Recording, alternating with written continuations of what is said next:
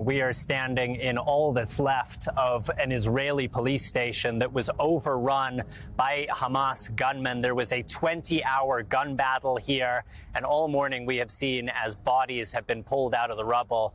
Meanwhile, as the fighting continues here in Israel, fears are spreading that it could spread across the region.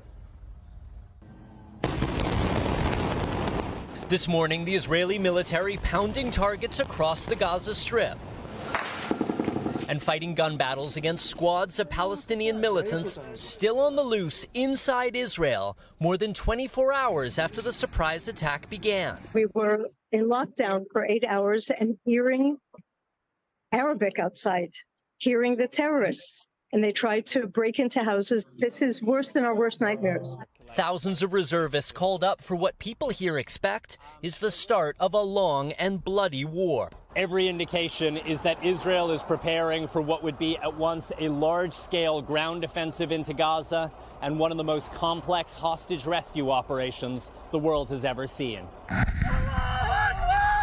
After blasting their way through the Gaza border fence, fighters from Hamas and Islamic Jihad swept into Israeli towns, kidnapping whole families and marching them barefoot through their own neighborhoods.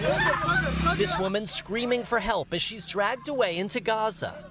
Her boyfriend, hands behind his back, helpless to save her. Her family identifying her as Noah Argamani, a 25-year-old student who'd been at a dance party. This video later showing her inside Gaza, apparently uninjured. Unlike this woman, bloodied, zip-tied, and terrified, struggling as she's forced into the back of a captured Israeli military jeep. The exact number of Israeli hostages still unknown. But overnight, Israel's military beginning to release names of more than 25 soldiers killed. President Biden voicing his support and warning Israel's enemies not to escalate.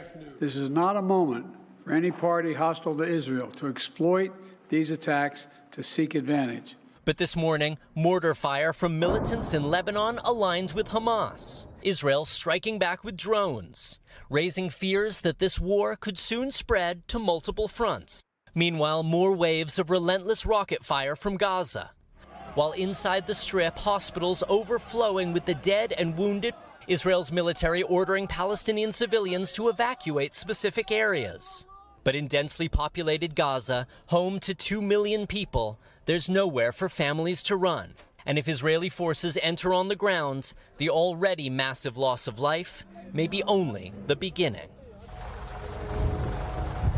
And as well as that rocket fire from Lebanon, the Egyptian Foreign Ministry is confirming this morning 2 Israeli tourists were murdered today in the Egyptian city of Alexandria, a sign that the violence which started here in the Holy Land may not be staying here. Willie?